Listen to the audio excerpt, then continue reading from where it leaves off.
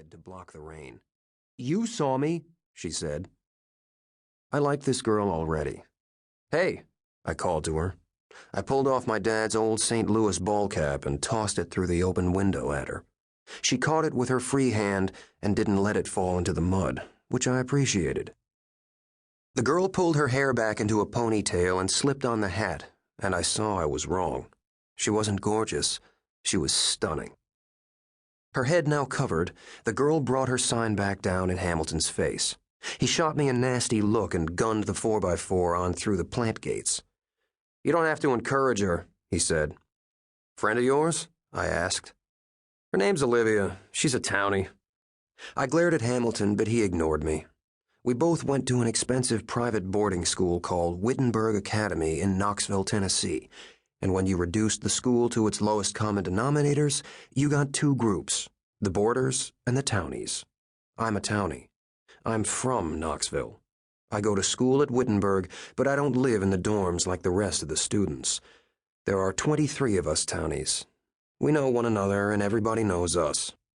It costs us less to go to Wittenberg, much less. And if it didn't, most of us couldn't afford to go. Sometimes the rich kids won't have anything to do with us, but Hamilton had never been like that. That's why I didn't like the way he called Olivia a townie, like she was beneath him or something. It wasn't like Hamilton, and it pissed me off. "You mean the Olivia you used to write letters to and call every other night on the dorm phone?" I asked him. "Yeah," he said. He kept his eyes on the driveway. "I kind of stopped calling. I think she might be mad." "You think?" Hamilton shot me another look, but I dodged it. I have to admit, I was a little sore. Part of it was the townie thing, and part of it was the way Hamilton just dropped girls, like there were always more waiting in line. Worse, there always was someone waiting. Hamilton's got that sort of blonde Nordic swimmer's build girls dig.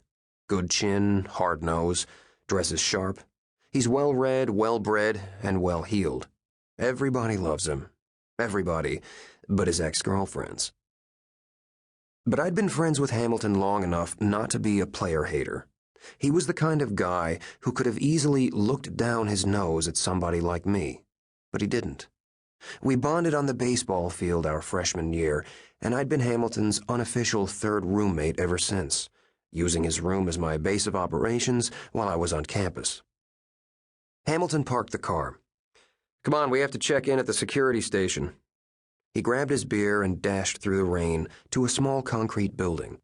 I took a deep breath and reminded myself, again, that Hamilton wasn't himself right now, and I left my root beer and my attitude in the car and followed him. Inside, one of the security guards was practically hugging Hamilton. "Why haven't you come to see us since you got back?" the guard asked him. The patch sewn on his rent-a-cop uniform said Bernard in cursive. Hamilton shrugged. "You know, busy." Bernard nodded sympathetically. "We was real sorry to hear about your dad. He was good people," the other guard said. His patch said his name was Frank. "Not like that uncle of yours," Bernard mumbled. Frank elbowed him. "Say what you want, guys. You're among friends," Hamilton told them. Speaking of, this is my best friend from school. His name's Horatio Wilkes." We shook hands. From the looks on their faces, Hamilton's introduction was all it took to earn me their lifelong devotion. "Should we tell him?" Bernard asked. Thunder rumbled outside. It fit with the sudden chill in the air.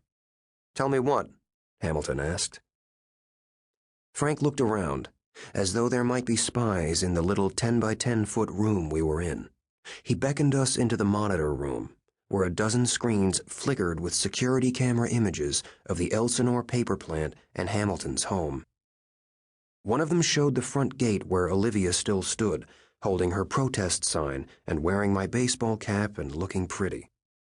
Bernard pulled an old coffee tin off a high shelf and withdrew an unlabeled video cassette. "We probably should have shown you this as soon as you got back from school," he said. "But like you said, there was other stuff going on." "You guys got Olivia on tape half naked or something?" Hamilton joked, trying to break the strange tension in the room. Frank gave Hamilton a weak